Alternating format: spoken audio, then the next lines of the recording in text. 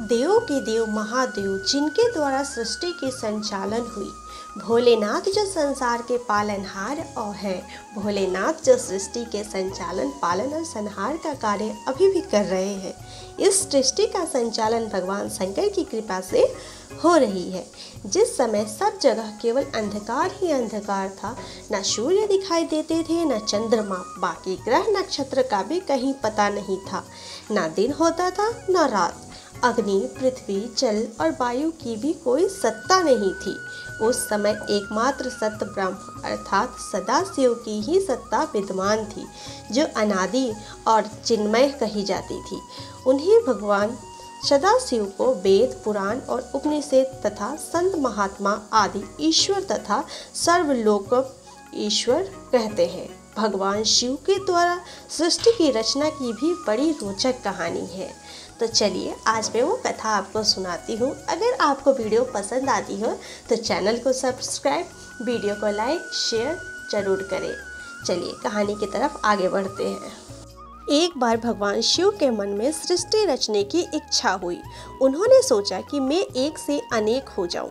यह विचार आते ही सबसे पहले परमेश्वर शिव ने अपनी पराशक्ति अंबिका को प्रकट किया तथा उनसे कहा कि हे, हमें सृष्टि के लिए किसी दूसरे पुरुष का सृजन करना चाहिए, जिसके कंधे पर सृष्टि संचालन का महान भार रखकर हम आनंद पूर्वक विचरण कर सके।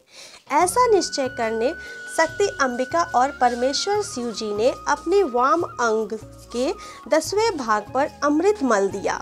वहां से तत्काल एक दिव्य पुरुष प्रकट हुए। उसका सौंदर्य अतुलनीय था, उसमें सत्वगुण तथा प्रधानता थी। वह परम शांत तथा अथाह सागर की तरह गंभीर था। रेशमी पीतांबर से उनकी शोभा दोगुणित हो रही थी। उनके 4 हाथों में शंख, चक्र, गदा और पद्म सुशोभित थे। उस दिव्य पुरुष ने भगवान शिव को प्रणाम करके कहा कि हे भगवान, मेरा नाम निश्चित कीजिए और काम बताइए। उसकी बात सुनकर भगवान शिव ने मुस्कुराकर कहा, वत्स, व्यापक होने के कारण तुम्हारा नाम विष्णु होगा। सृष्टि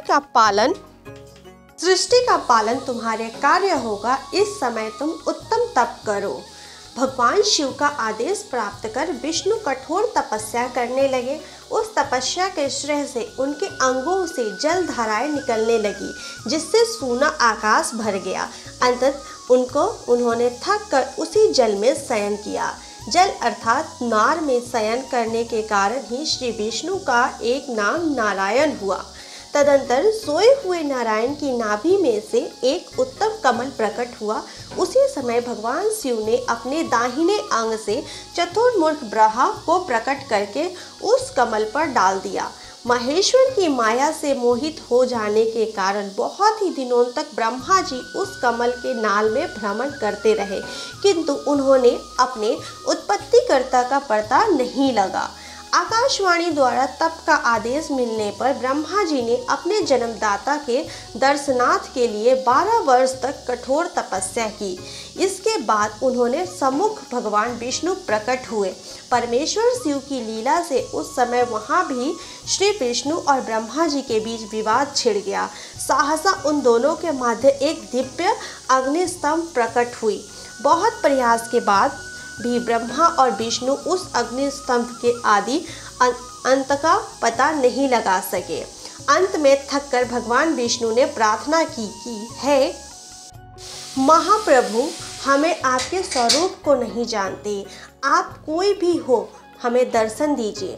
भगवान विष्णु स्तुति करके शिव जी की सहसा को प्रकट हो गए और बोले, सूर श्रेष्ठगण, मैं तुम दोनों के तप और भक्ति से भली भांति संतुष्ट हूँ। शिव जी ने ब्रह्मा जी से कहा, तुम मेरी आज्ञा से जगत की सृष्टि करो और वत्स विष्णु, तुम इस चराचर जगत का पालन करो। इसके बाद परमेश्वर शिव ने अपने हृदय भाग से रुद्र को प्रकट किया और उन्होंने संहार और का दायित्व सौंपकर वही अंतर्धान हो गए। इस तरीके से भगवान शिव ने सृष्टि की रचना की और भगवान विष्णु और ब्रह्मा जी की उत्पत्ति हुई। उसके बाद भगवान विष्णु और ब्रह्मा जी ने सृष्टि को आगे बढ़ाने के लिए कई और अद्भुत चमत्कार किए और सृष्टि की रचना में अपना योगदान दिया। तो ये कहानी थी सृष्टि रचना के लिए। आपको कैसी लगी कमेंट में ज़रूर बताएं। साथ ही चैनल को लाइक सब्सक्राइब, वीडियो को लाइक शेयर ज़रूर करें। मिलते हैं नेक्स्ट वीडियो में, तब तक के लिए आपका धन्यवाद।